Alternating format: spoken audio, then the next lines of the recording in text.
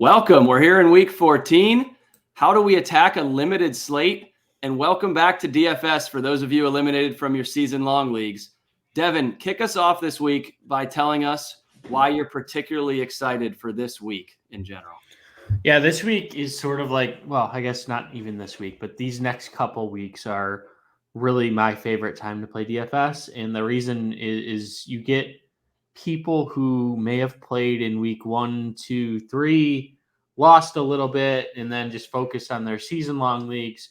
Well, now they've been eliminated from their season-long leagues, and they're coming back to DFS because they want something to actually manage or watch and care about the game. So I think these weeks do get a little bit softer, and I think it's a little bit of more of an advantage for those that have been playing the entire year because we sort of know the trends. We know some of the value issues that we've had throughout the year. We're familiar with the pricing. Week 1, 2, and 3 is always a little bit hard because you don't know all of that, and it's still you're trying to figure it out. So I do think there's an advantage here coming down the home stretch. But it's football and anything can happen, and it's an oblong ball, and sometimes they take weird bounces. So we're gonna jump into it, talk through some plays, and hopefully get some things right because I do think there's opportunity to be had over the next couple of weeks. Yeah, thanks for that. I agree. It's an exciting time of year because of all the things you said and many others. And as you all can see, it's just Devin and I this evening. So John Lee is occupied. You may or may not believe it, but we do also have day jobs besides this. And John is at a really important dinner related to his. So he is out on assignment. And John, enjoy listening tomorrow. And hopefully we do right by you here. So I'm going to go ahead and take us through Vegas, which John typically does, as you all know. So this is a tough week for Vegas. And I think we've heard John say that in the past. But in particular, this one is really rough. First of all, main slate-wise, we only have 20 teams. We have our typical 3 primetime games, and we have 6 teams on bye, which I think is pretty uncharted territory for this late in an NFL season. But here we are. That's what the schedule makers gave us, so that's what we'll deal with. The highest scoring games on the slate, we have Minnesota at Detroit, which has a total of around 53 points. And then we have Cleveland at Cincinnati with a total of 47.5.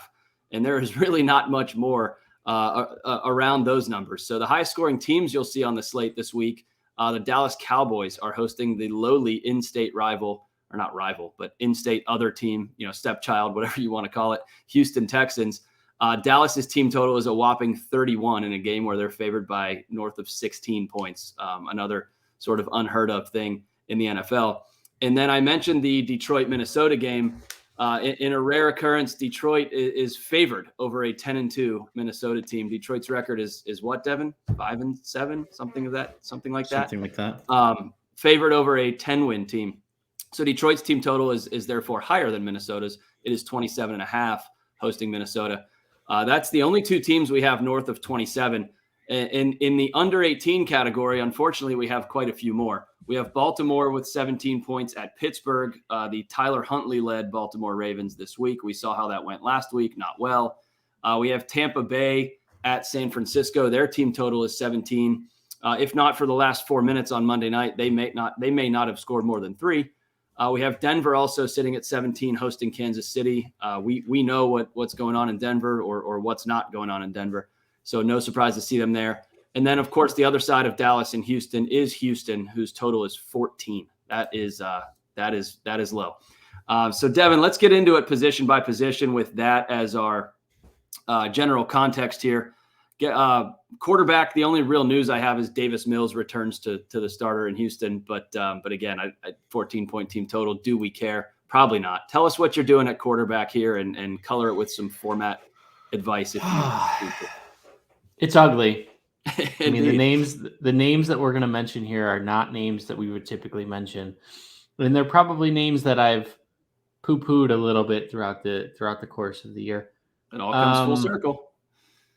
I think starting in cash, you got to look at Jared Goff, $5,600. The price is just really cheap, and Minnesota is a defense that just seemingly can't stop anybody against the pass. While Patrick Peterson has been good this year, Minnesota is allowing 300 yards average passing yards per game They just have nobody else around Peterson. And it's a defense that their run defense is decent. I think their 7th fewest rushing yards to opposing running backs on the season. And look, Jared Goff looked good last week. He has these spurts where he can get hot and he can put up points against bad defenses like we saw last week against Jacksonville. Against good defenses, he crumbles, but Jacksonville was a bad defense. Minnesota's worse. Could he have another big game? I think he can, and we're going to talk about where to save money this week, but I think in cash, Goff is probably the clear cut, probably going to be the chalk. I think that most people are going to lean towards him. One name that I'm not going to, though, is Dak Prescott. And I said it last week with Deshaun Watson. The one bright spot on this Houston Texas team is their pass defense. And it's not, by no means is it like earth shattering, but they're allowing a lot of points. And they're only allowing 222 yards passing per game. They're allowing less than a touchdown passing per game. Most of that work has been on the ground. 16-point favorites. I want no part of Dak Prescott. We could talk about CeeDee Lamb later. Maybe he's interesting, but for the most part, if I'm going to target people in this game, I'm going to target the running backs here for Dallas. But I want no part of Dak. And then going up to the top, I think Jalen Hurts is in a really good spot. $8,100 as a GPP play. He's expensive. Like, sure, you're going to have to make some sacrifices and it's going to be difficult. But if I look at him right now, he's at 7% rostered. And the Giants, they're starting to unravel a little bit. And, we saw it last week. They allowed 275 yards and 2 touchdowns to Taylor Heineke.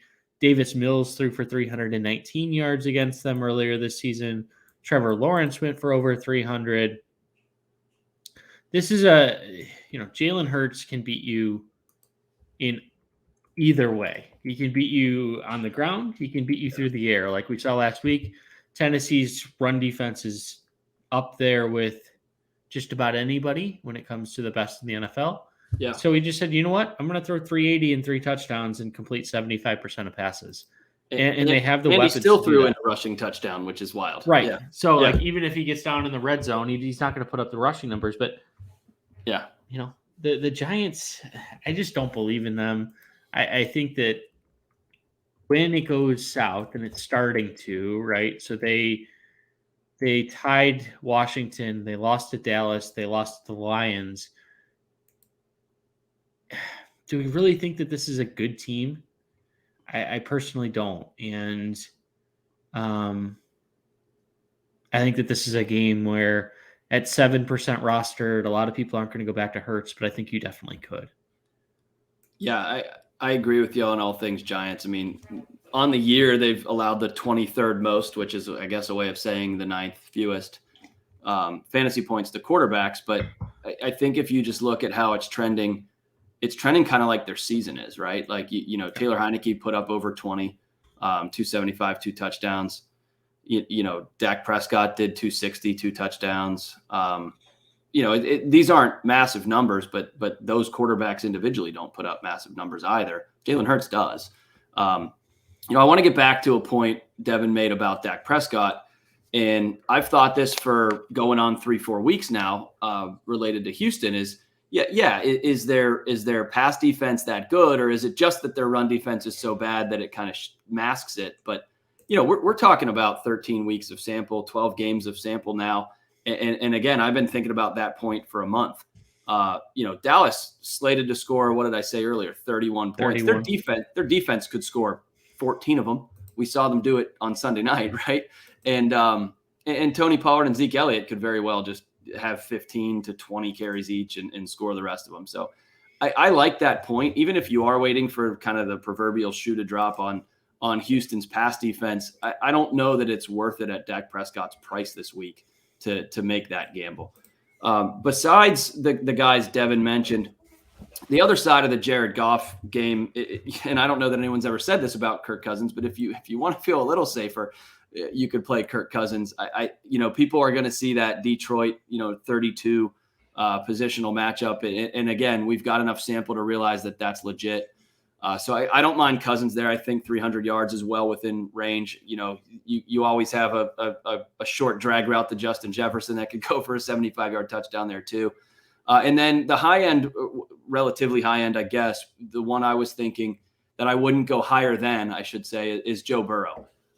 The Cleveland matchup has been tough for him historically. I know Devin. He's never beat Cleveland. He's never beaten Cleveland.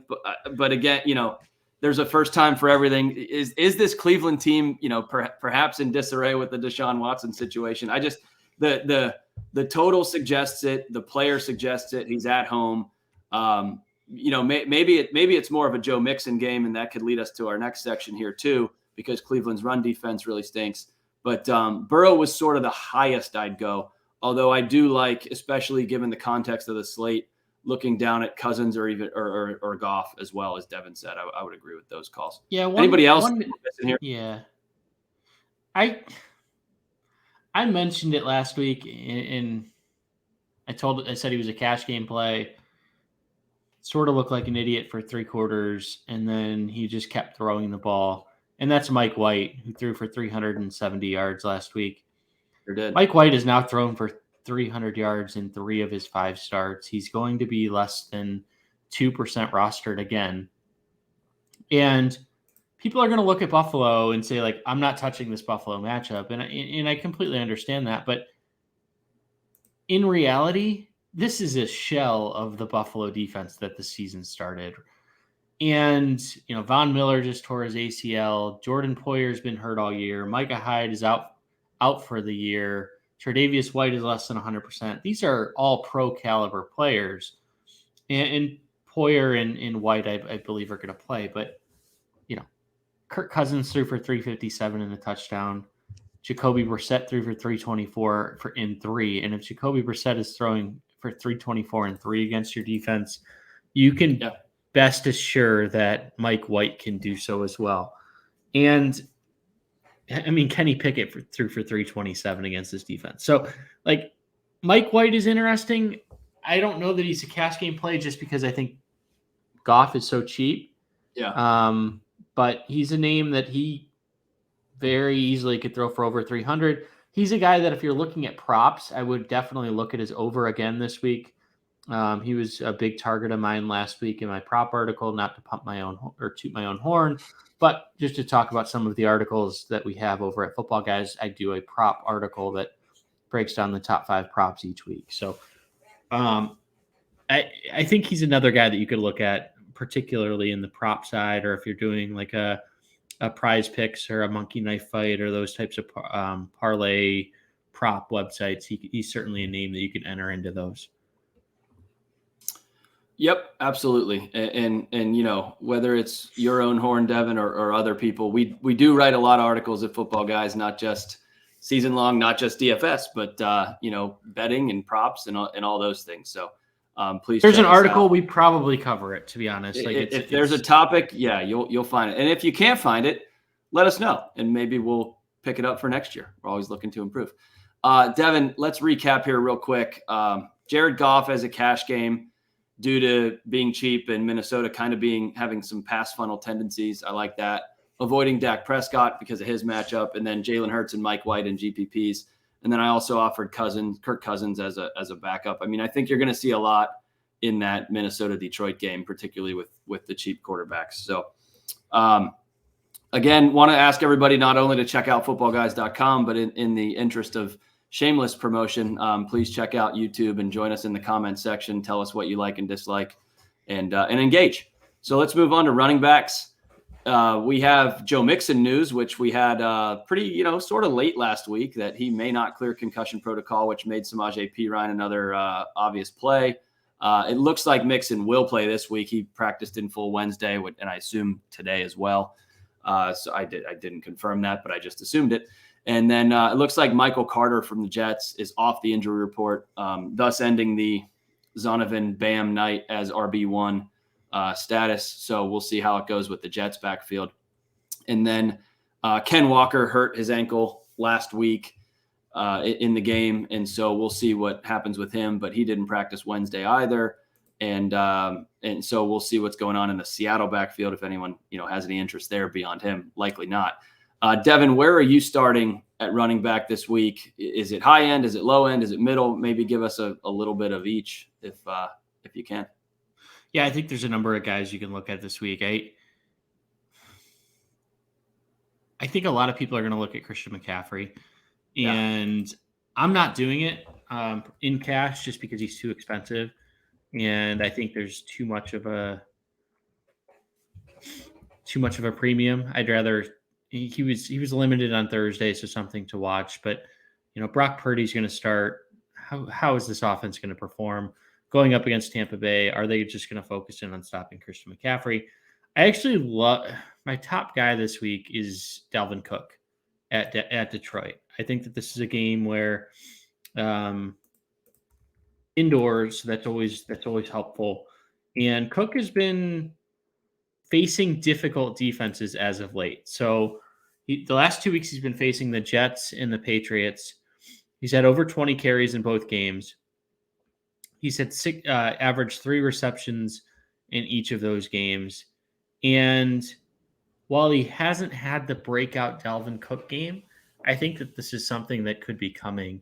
And if I look at his prop is actually higher than in terms of total yards, rushing plus receiving, actually higher than Christian McCaffrey right now, which is shocking. But I think what that's telling us is that this game is going to be like, this is a game that you want to target and you want players in because we mentioned it's one of the few games that could be a high scoring game.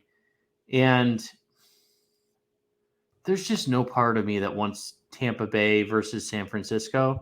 Like that just seems like a 13-10 type game. Brady's probably going to break some Microsoft Surface tablets. And like, I mean, look, yeah, the running backs in that game might catch more passes than the rest of the teams combined. Well, that's what you're hoping for, right? When you take the only way the ball's going to move, McCaffrey, is that you're hoping for another 8 catches, 8 catches. But Alvin Kamara only had 2 last week. Well, that could be a when was he on the field sort of thing, but we won't dive into that. They're on a bye this week, I think, so we can't. Yeah. I mean, no, but I'm with you. The Bucs should be 5-7. They don't like that game was so fluky on Monday night. But let's though, if I could stop you, because since there's only 2 of us, I think we have a little more room to explore the space. I did not expect Dalvin Cook to be your number 1 guy, and you made a compelling case. What is his projected ownership?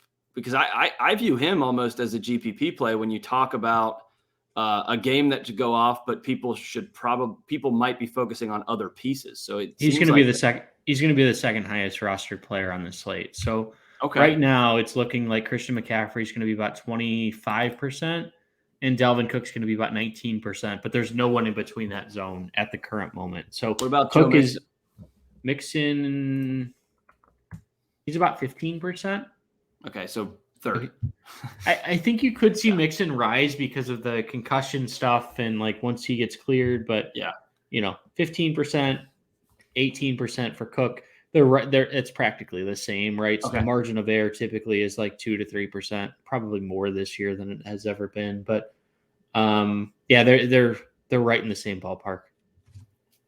And Mixon's another guy I really like too. I mean, he would be my number 2. I think he's in a really good spot. Cleveland's defense is against the run is horrendous. I mean, they're giving up the third most DraftKings points on the season, allowing 113 yards rushing per game. And Mixon caught 7 balls last time against Cleveland, which, like, when was the last time Joe Mixon caught 7 passes ever? Yeah. So that more targets this year, but 7 is a lot. And P. Ryan has caught quite a few balls in the last 2 weeks. as well. And granted, he's had both roles at the same time. He had 10 catches in the last 2 weeks, and he had 4 in the Pittsburgh game before that as well. So I think 5-6. I think Mixon catches more balls than Cook this week, although Cook may still outscore him for all the factors you've said. Yeah, the only difference is the floor. So Cook, I feel like, has a higher floor than Mixon does. We've seen Mixon where he just, like last week, right? He had 20 yards rushing and 42 yards receiving and didn't score a touchdown, but only had 7 carries. That was 2 weeks ago. They're coming off no.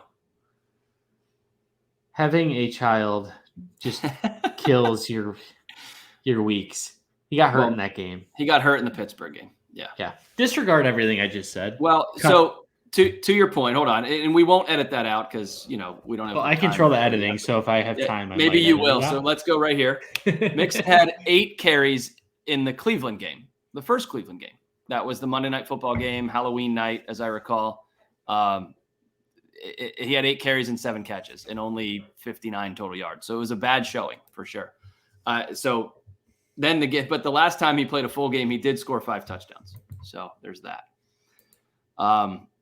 Anybody else, Devin? What about Tony Pollard? I mentioned Dallas with a 31-point total. They're a 16-plus point favorite at home. Sure, he's a committee back, quote unquote. But, could you not see Tony Pollard with 12 carries but 120 yards and a touchdown or something this week? You could, and I think he's more of a GPP play than he is a cash play. Okay. I just don't ever play committee running backs in cash. Maybe that's a not smart thing to do, but it seems like, could Ezekiel Elliott score 3 touchdowns if they get inside the 5-yard line? There's just like, Elliott has scored a touchdown in 5 straight games? I'm trying to pull it up. He has scored a touchdown in 5 straight games. And 7 total across that span. Yeah, 7 total in 5 games. Like, that's a lot of opportunity taken away from Pollard. So what you're really hoping for is, and maybe the answer is, take Ezekiel Elliott in a GPP and hope for a 2-touchdown game. But I just can't do it with Tony Pollard. Okay. He can get you there, but if the price is a little bit cheaper, but at 6,700, he's 200 less than Joe Mixon. So I'm not there on him. One name under 6K, and I know it's a little tough this week to get under there, but I think I know where you're going. I'm going to the. Oh, he's above 6K. Oh, never mind. Miles Sanders, 6,200. Yeah. Okay. I want all of this Philadelphia team because I don't believe in the Giants. Sanders has had some ups and downs, and I think he's more of a GPP play as well, simply because the volume isn't always there. Yeah. Particularly from a receiving standpoint, right? So he has 2 receptions, 3 receptions, 1, and then 3 games with 0. But when he's good, he's great. We've seen it against Green Bay where he had 21 carries, 143 yards, and 2 touchdowns.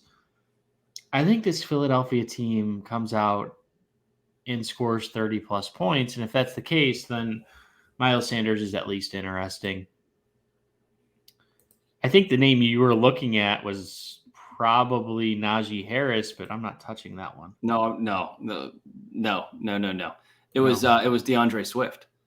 Again, back to the high-scoring game. He played 51.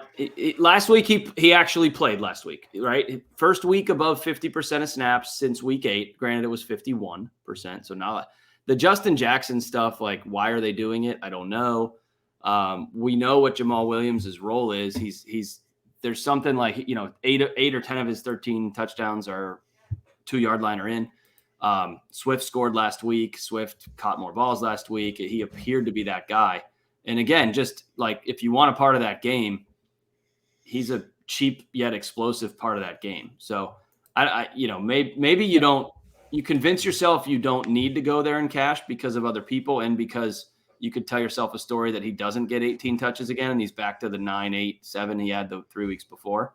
But, the price I think if he does get 15 to 18 touches and he's 5,800 in that game, yeah, that kind of jumps out. I'm fine with it. Did you know there's one player that I don't think we've mentioned all season? Oh boy. All season. For better or for worse, huh? And it's not a bad player. 7,900 this week. I don't think we've mentioned Derrick Henry once all season. You're right. And it's just he's just like, you're never excited about him, but the guy has more upside than just about anybody. And he's going up against a Jacksonville defense that has looked absolutely horrendous. So just made DeAndre Swift look good. He's going to be popular. That's the problem. In because of the price, right? So normally when we see Derrick Henry, he's like $8,400, $8,500, one of the highest running backs on the board.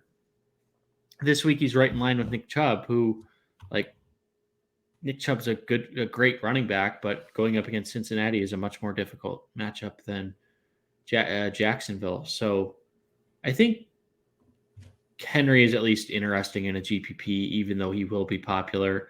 And then one more name I will throw out there, just because if you're looking to go sort of bargain hunting and try to get someone at the bottom to get some of these expensive running backs, Latavius Murray going up against Kansas City. Nothing exciting about him in cash, but he's touching the ball, and we know that Denver likes to play this slow, methodical pace. And he's caught 4 passes in 2 of his last 3 games.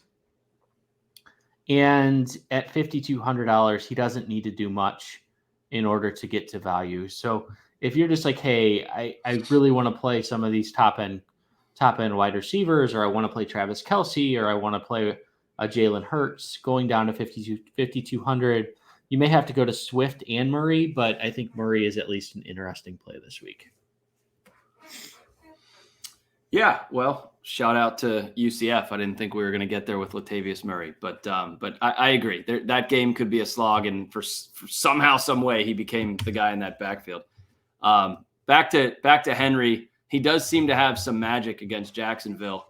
20.9 PPR points per game against Jacksonville, and an average of 14 and change against everybody else. So despite the fact that we know Derrick Henry is this elite RB1, he does have duds against other teams.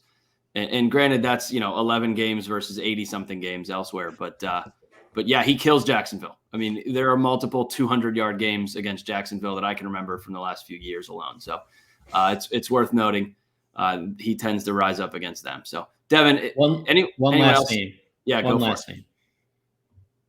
James Cook. We sort of need to talk about him. Yeah. $4,600 against the Jets. He outtouched Devin Singletary last week. He had 14 carries to Singletary's 13. He caught 6 passes last week. If the Bills are making a transition, and I'm trying to filibuster to pull up snap counts here. If the Bills are making a transition to Cook, I can help you. We've sort of seen that coming. I got it. 43% to 44%. Yeah, so he's right in line with. Yeah. So here, but here's what's noticeable, right? So if you look at snap counts, Devin Singletary was averaging about 75% from week 8 through week 12. He dropped to 44% in week 13. James Cook was averaging about 22% from week 8 to week 12. He jumped up to 43%. If you're looking for a guy who could take over that backfield, like, do the Bills think that he's a second-round pick? Do they think that giving him the reins and starting to transition him for a playoff run helps them win?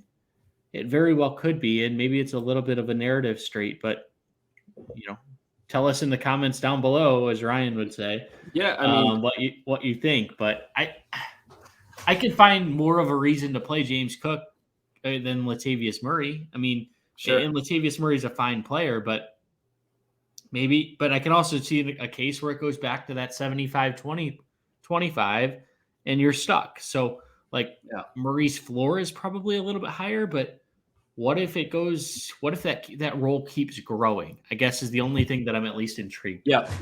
And I agree. I think it's still a worth monitoring situation, because I've said on this show in past weeks that Singletary is a good play when Buffalo is going to play a close game. And, kind of like how Josh Allen runs more when Buffalo is going to be in a big game. Singletary's that guy. Last week, they, pretty handily, pretty easily kind of kept New England at arm's length or more. So interesting. The narrative is there, though. It's a team that, have we hit our ceiling, and we know we need a bigger ceiling to get over that hump. And maybe he offers that to us. It's also worth noting that Nyheim Hines played more snaps last week too, also at the expense of Singletary. So it was 44, 43, 31 in terms of like those three guys. So keep watching. The other one, though, and I was surprised to hear that Cook caught 6 passes. I didn't watch the game we were recording. Buffalo doesn't throw to their running backs all that much either. Josh Allen's either slinging it or running it himself. So, the upside's capped, but for as long as James Cook is, under 5K, it's definitely worth noting if he's going to play 32 snaps and get, 14 carries, six receptions. So it's a good call. There's nobody else that cheap that you would even remotely consider. So I'm with you there. Recapping running backs, Devin says avoiding Christian McCaffrey, too cost prohibitive there. Top guy Dalvin Cook, whose prop is even higher than McCaffrey's, which I found very notable. Joe Mixon we like as well. And then GPP wise, Miles Sanders, Tony Pollard, and then I would throw DeAndre Swift into that mix too. So let's move on to wide receivers, Devin. A couple bits of news that I have is Kadarius Toney returned to practice for the Chiefs. Not sure we're doing anything with that, especially in a game at Denver that that could also be a slog. I don't think we need to see the Chiefs score 30 in that game for them to win. They could score 3 and win. Potentially. Possibly more notable, though, and only because if we really need to dig for value, both of Houston's starting receivers did not practice Wednesday or Thursday. Brandon Cooks with a calf injury where he missed last week. And then Nico Collins, who was a cash game darling by Sunday last week, had 10 targets at 4,200 on DraftKings. He has a foot injury. He did not practice Wednesday or Thursday. So Chris Moore, 3,400. Philip Dorsett, 3,000 at Dallas in garbage time. Step right up. So is that our value this week, Devin? And do we need it? Where are you starting off at receiver? I think Chris Moore's interesting, to be honest, if both of those guys are out. Yeah. He's a guy who sort of a journeyman, but he was electric at Cincinnati. More of a deep ball type receiver, but he really hasn't played that role this season. So he's had games where he has 5, 6, 7 targets. If he can get 6 targets at $3,600, I'm at least intrigued. I don't know that he's going to be a must play, but if you're looking at a guy who, I'll talk about a guy in a second, but at 3,600 or 3,400, sorry, you could certainly do worse. Can we stop with the whole Zay Jones stuff? Yes, we can. Enough. Can we just stop? Done. And he'll probably have 80 yards again. Yippee! But it's 2 for 12 this year. I'm done with it. Well, I don't know about that. I mean, he's had a couple games where he's had 13 or 14 points. But yeah, 2 big games. I can't do it. It drives me crazy. Although he's going to be under rostered this week, and people are going to talk about him because he's going to be 5 or 6% rostered. People are going to look at the Tennessee pass defense and say, hey, let's go back to our old faithful. He's Jacoby Myers of last year, which essentially was a darling every single week. Garrett Wilson is a name I want to talk about. 5,900, making a strong push for Offensive Rookie of the Year. And it's crazy because, and I don't want to get too much into college football, but where did he play? Played at no, I'm not going to say the T word. He played at Ohio State. And it's crazy because CJ Stroud had Garrett Wilson, Chris Olave, Jackson Smith and Jigba, and Marvin Harrison Jr. all on the same team. Yeah. Which might be better, might be. than 2019 Joe Burrow, where he had Jamar Chase, Terrace Marshall, and Justin Jefferson. But Garrett Wilson had 15 targets last week. And I know they threw the ball like 57 times. But might do it again. Here's the thing with this entire Jets passing attack. You look at what happened when they had Joe Flacco as their quarterback. Joe Flacco averaged 301 yards passing. If not, it's somewhere around there. I don't have it in front of me. He had 2 out of his 3 games. He topped 300 yards. Mike White comes in, and what does he do? He throws for over 300 yards in back-to-back weeks. Everything else in between is complete dog shit. And sorry, Joe, but Zach Wilson is a problem. Like we think about the Jets and we think that they're this slog team. How much of that is attributable to Zach Wilson? I think a lot of it is. All of it. And I think that this is an exciting offense that people are going to look at the front of the jersey and say, I'm not touching the Jets. Well, maybe you should, because if I could cut in 7 games where Zach Wilson even played a little bit, Garrett Wilson, 8 PPR points. 5 games where Zach Wilson has not touched the field, 20 PPR points per game. It's just a different team. It's absurd. And at 5,900, like, would it surprise anyone if he got to 18 points conservatively? Probably not. I mean, I think that he could very easily get to value. He's my top guy this week. Amon-Ra St. Brown, 7,800. He's certainly someone that you need to at least look at. His price isn't nearly high enough. He should be in the low 8s. Yep. He's another guy that's just getting target after target after target after target. We've talked about this being a potential high-scoring game and a game that we want to target. He's a great pairing partner with Jared Goff. I need to check his roster percentage. He might be getting too popular. Like, he's going to be about 18%, but for cash, you're playing him and you don't care, right? For cash, I don't care. Yeah. I'm playing him. And then an interesting GPP play this week, and I don't know what to make of it, is DK Metcalf. Okay. And DK Metcalf over the last 2 weeks has 19 receptions. He has 23 targets. And this is a team that just continues to, like, we think, oh, it's Geno Smith, but Geno Smith has been like I'm trying to pull up where he was. I got it here in a second. He is the 7th best quarterback on the season in terms of fantasy points. Higher than Justin Herbert, higher than Trevor Lawrence, higher than Tua Tagovailoa, and I know Tua missed a couple games, but he's a guy that is producing.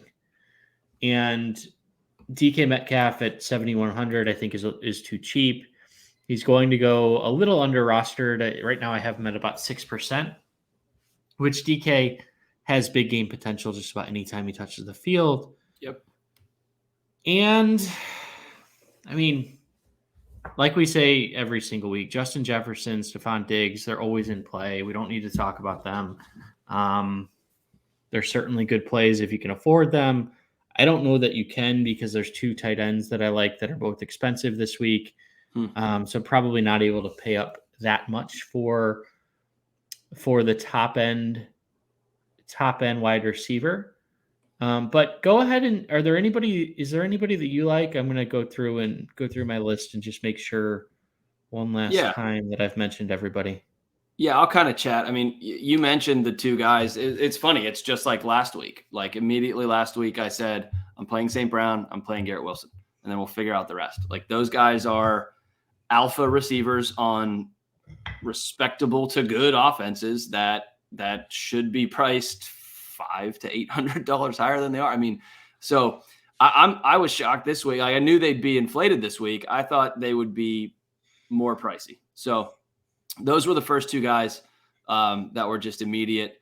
One sneaky guy here that his price has gone down because his usage has gone down is Tyler Boyd for Cincy. And that is connected to Hayden Hurst is doubtful to play per Zach Taylor. So if Hayden Hurst plays, I'm less interested, but Tyler Boyd's only 5K.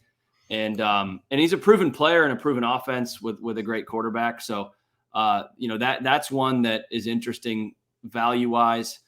And then as I look down the slate, I agree with you on, pure bargain basement. If we need it, Chris Moore has played over 55% of the snaps in every game since the team's week 6 bye. And that includes games that Brandon Cooks and Nico Collins are playing in. He has gotten more targets than Dorsett. And, there's been a handful of targets for him in multiple games. I'm trying to, as you were, filibuster and then talk. But, 3 weeks ago, he had 7, before that 6, before that 5, only 3 in each of the last 2 games. But if we have to go super low because we want to buy up elsewhere, maybe that's the play. If we can't decide between he and another guy that's in the mid 4Ks, maybe we pay up for the Dallas defense and bite the bullet on Chris Moore this week. Who knows? So he's somebody I like at the very bottom. And then, let's go back to you before you know what? No, one more. Sorry. Mid-price range, Devin made the case for why people might play Zay Jones. To me, when I hear why you might play Zay Jones, maybe you should just play Christian Kirk instead. Tennessee's a pass funnel defense. Run defense is really good, but you can throw on them. And Kirk finally kind of got back to the spotlight last week. Granted, the matchup was very good for it. But in a game where his team didn't really score that many points, he went over 100 yards, which he has done now in 2 of his last 3. And the one before that, he was 876 and a touchdown in week 9 against Las Vegas. So only one dud really in the last month and change for Christian Kirk. So I like him at 6,600 as well. Yeah, I only have one more name. And I think what's interesting this week is the lack of 4K to 5K guys. If I look at this, there's really not much there. You have Donovan Peoples-Jones, who I'm not really interested in until that offense sort of settles. Michael Gallup, do we really want to take a second wide receiver against Houston? Maybe as a GPP play, you could. There's just nothing here, and I think it's why when I said, "Hey, Zay Jones will get more popular," it's because of that. People are going to look at that 4 to 5K range and say, "Okay, yeah. I can stomach Zay Jones," but to me, Chris Moore doesn't have that much of a difference between those guys. Assuming Cooks or Cooks and Collins for me. I need them both to be out. You need them both. You need them both. So I think so. I think I need one of them. Both they become a must play. Yeah. But I'll throw one more name out there. And that's Gabe Davis as a GPP play, going up against what? Another UCF guy. John would be losing his mind. I like it too. Admittedly, I didn't even look at where I knew he went there. I just forgot it. 5,300 for this guy. He's not going to be overly popular, but he has as much upside as just. He has, if we just talk pure upside, he has as much upside as Stefon Diggs. Yeah. Now, his floor is 0. That's what you're getting into. So I think if you're talking about, hey, I want a guy that I don't want to pay up for Diggs, I want a piece of this Bills offense, and I want to do a Mike White, Garrett Wilson, Bills stack coming back, Gabe Davis could be that guy that you could look to. And you'll probably be one of the only people to have that. And frankly, you might need to, because Wilson's going to be really popular. Devin, I got to ask about one more name because he's popping in our lineup builder, which, by the way, go ahead to Footballguys and check out our single lineup builder. It's worth the price of admission if you're a subscriber. Jerry Jeudy, 5,400 versus Kansas City just keeps showing up. And it's Denver. So what are we doing? Do you have any interest at all? Nothing. Okay. Nothing. All right. Just want to make sure. Why? Third highest points per dollar guy. You mentioned the 4 to 5K, and there's nothing, 5,400 a little north of that. So I just wanted to call it out. Yeah. This is a scenario where and I give John a hard time for this. I know he adjusts for it, but sometimes we have these models that are based off of history and are based off of like baselines that don't always get updated as fast as they should. Russell Wilson is complete garbage. Yeah. I mean, complete garbage. He's thrown for over 250 twice in the last 6 games, and it was against the Raiders and the Titans, which are like two of the worst pass defenses in the NFL. Yeah. Going up against Kansas City, this is a game. I mean, Russell Wilson's thrown 8 touchdowns on the year. Like, how is that? You got to give it off. Hats off to Pete Carroll for being an absolute genius, but I want no part of it. He's not 100% healthy either, so it's just like, why? Yeah. Okay. Well, he was on there, so I wanted to. I know, a lot of our people watching probably have access to that same tool that I referenced, so it's worth mentioning. Kept showing up, and here's my last statement on that. You work hard for your money. We all do. Don't play Denver Broncos. Don't invest in Denver. Like if you're thinking about it and you're starting to build Denver lineups, just go put it in like a stock or something and just take the week off. So let me recap wide receivers before we segue to the next position. We both like Garrett Wilson and Amon-Ra St. Brown. They seem like two of the better cash game plays of any position here, for me at least. I also threw out Christian Kirk. Seems like a safe floor guy. And Chris Moore, especially if the Texans' top 2 receivers are out. Devin tossed us DK Metcalf and Gabe Davis in GPPs. Let's transition to tight end, where there is one other Denver guy that projects really high, and it's Greg Dulcich at 3,400. And I think, Devin referenced earlier having 2 higher priced tight ends that he likes. So I think we know his answer on Greg Dulcich. So Devin, a quick no, and then move on to the other guys you like?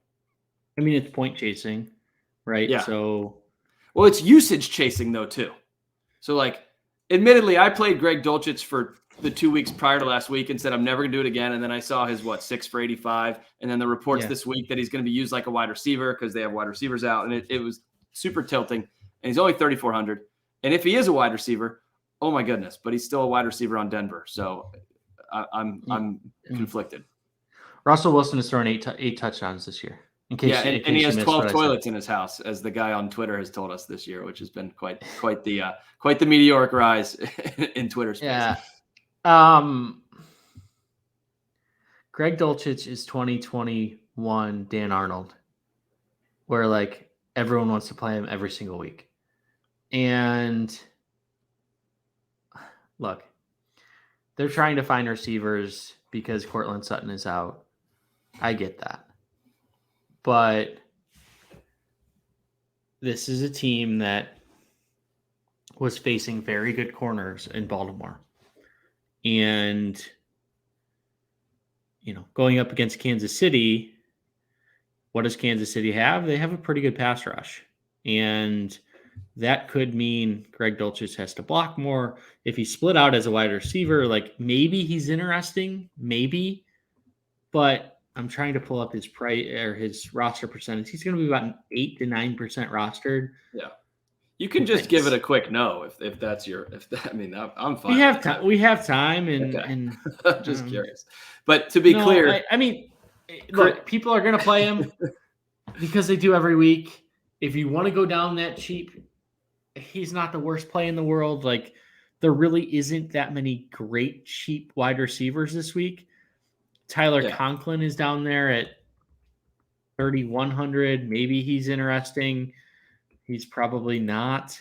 But he's the one guy Mike White doesn't throw to. Right. Yeah. So it's just it's kind of a wasteland this week as far as the cheap tight ends. And it's weird because I'm going to recommend spending up at tight end, which is something we typically never do. But I love the 2 guys at the top. I have notes from last year that if Lamar Jackson is ever out, play Mark Andrews. And you look at the games where Tyler Huntley started last year and what Mark Andrews did, and the stats are unbelievable. I'm pulling them up here right now, but he had over 100 yards in like 3 straight games. He was lighting the world on fire. I think he became more highly salaried. Yeah, so 115 yards and a touchdown, 136 yards and 2 touchdowns, and 125 yards and a touchdown last season. He's a guy that Huntley locks on to, and I want Mark Andrews definitely in a GPP. If you can afford him in cash, like maybe you just figure out a way to go up to Kelce. But I mean, the upside there of a guy who has the history of just being the number one guy in Baltimore. Pittsburgh's defense, TJ Watt might miss this week, which isn't particularly great for them. And they're a defense that they're allowing, let's see, the 9th most fantasy points to opposing quarterbacks and tight ends. Let's pull this up here. They're about middle of the pack tight ends. But if I look at tight ends, Jelani Woods had 98 yards on 8 catches. Dallas Goedert had 65 yards. And David Njoku had 89 yards and a touchdown on 9 catches. They have not faced hardly anybody at tight end this season. And Jawan Johnson had 15 fantasy points. So I think that this is a big game for Mark Andrews this week. Yeah, their team total's low, which isn't great for tight end production historically. But how are they going to move the ball? And you're right. Huntley has keyed in on him. There's no doubt about it. I like the call. And I just want to recap. Zay Jones is Jacoby Myers and Greg Dulcich is Dan Arnold. Right? Is that what we've heard so far in the show? I love it. I love the parallels. You can tell the guy plays DFS every week of every year when he's dropping player comparisons for mid-priced. We seem to say trends though, right? So I know, they're like what the price. I'm just they're lineup optimizer darlings that nobody wants to play because they never really pop, but they never go for zero either, right? Or they go, it's almost a little like Deontay Johnson is going to enter like expensive Jacoby Myers territory soon because nobody gets 10 targets and goes for under 70 yards without a touchdown more than Deontay Johnson. Anyways, I digress. Devin, do you have any interest you mentioned the top 2 guys. Any interest kind of right below that with the TJ Hawkinson revenge game? And not even from the narrative point of view, but TJ Hawkinson has been fantastic since he joined the Vikings. Last week's 4 for 33 without a touchdown was kind of his worst game. But he, he's 9 catches, 7 catches, 4 in his last, 5 games. Yeah, but the yards aren't there. He's been under 50 yards in 4 of his 5 games. Only 1 touchdown. I think I'd rather go with your guy in Pat Freiermuth. Okay. He's top 75 yards in 2 of his last 3 games. Had I know 0 second half targets last week, which was tilting because I played him. But yeah, but like, so my only objection there is he tends to do better in games where there's a little bit of a back and forth, right? He 8 for 79 against Cincinnati, followed by 3 for 39 against Indy, and then 3 for 76, bolstered by a really long catch at Atlanta. Neither of those last 2 made them go. And then the New Orleans game in week 10, 4 for 36. New Orleans didn't make them do anything either. That game, I think, was a 20-10 final. So is Baltimore capable of making them actually throw? Because again, unlike Baltimore, whose team total is low, but we know it's going to go to Mark Andrews, Steelers' team total is also low, and they have other guys they can throw to, and they probably don't even want to throw that much anyways. Well, they're not going to be able to run the ball against Baltimore. But speaking of which, 39-year-old Calais Campbell deserves to be an All-Pro. The guy's been incredible this season. Yeah, but you're right though. In the context of what I'm looking at, there's really not many other guys I want to play. It's horrible, and it's why Greg Dulcich. It's why Greg Dulcich is going to pop, because Greg Dulcich is a significantly better play than $3,800 Dawson Knox, He's a better play than Evan Ingram. He's a better play than Dan Bellinger. Is that Cody Bellinger's brother? How about your guy David Njoku, who limited practice Yeah. Wednesday, should be back, I would think. 3,900. I mean, he's shown a lot better, more upside than that price would suggest. As a GPP play, I think he's fine. I don't know that I could trust it in cash. In cash, I want to pay up. And I'm becoming more and more convinced that I want to go up, ideally to Kelce. And maybe that's going cheap at quarterback with a Jared Goff. Maybe we have to go cheap at a running back. Maybe we have to stomach James Cook. I don't know. Well, Chris Moore. Right, and then you have Chris Moore. Obviously, what we haven't mentioned is we haven't mentioned some of like the elite names. So I've said that I'm avoiding Christian McCaffrey. We didn't necessarily say Justin Jefferson. We said he's a fine play, but not necessarily like, hey, you have to go out and start him. So could you build a mid-range lineup with Travis Kelce starting? I think you could, and I just feel safer with Kelce there in cash, with Mark Andrews being a GPP play. And then if you want to sprinkle in Hawkinson or Pat Freiermuth, fine. David Njoku, fine. Greg Dulcich, I mean, he's fine. He doesn't really excite me. And if you say, hey, I want to spend down in cash, sure, because it's going to cancel everybody else out, because that's where a lot of people are going to go if they're spending cheap. So if you just say, hey, I'm just going to take what everyone else is doing and move on from the position, that's not a bad way to go either. Okay. Yeah, I would agree. This week, tight end is the toughest that a tough position has probably been all year. And maybe that's recency bias, but man, it's rough out there. I really don't have any other guys to mention just because of how rough it is. And we kind of like 4 guys. Yeah, it's a really shallow player pool, and none of them are making you feel very good, because even with Kelce, who makes you feel good at tight end, you feel pretty bad elsewhere. So, all right, Devin, let's move on to defenses. You're playing Travis Kelce, so you're probably not paying up for the Dallas Cowboys. What are you doing? Carolina Panthers, $2,200. Yeah. The one bright spot of the Panthers has been their secondary. J.C. Horn has been pretty good leading that team. They are, and I'm just pulling it up here, they are averaging where is it? They're averaging 225 yards passing per game. It's a defense that surprisingly has been better than, they shut down Russell Wilson, 142 yards, shut down Lamar Jackson, 209, Marcus Mariota, 186, Joe Burrow, 206. So, that's not the world beater of competition. Joe Burrow probably is the best quarterback they face there, but they haven't allowed a 300-yard passer since week 3, which was Jameis Winston. And they have two interceptions in their last 3 games. So 2,200, I need to go cheap. Why not?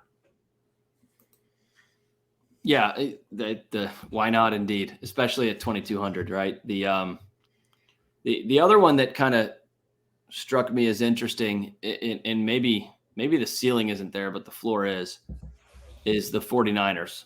So 3,200 hosting Tampa. It's kind of that right in the middle that most people don't pay for. Yeah.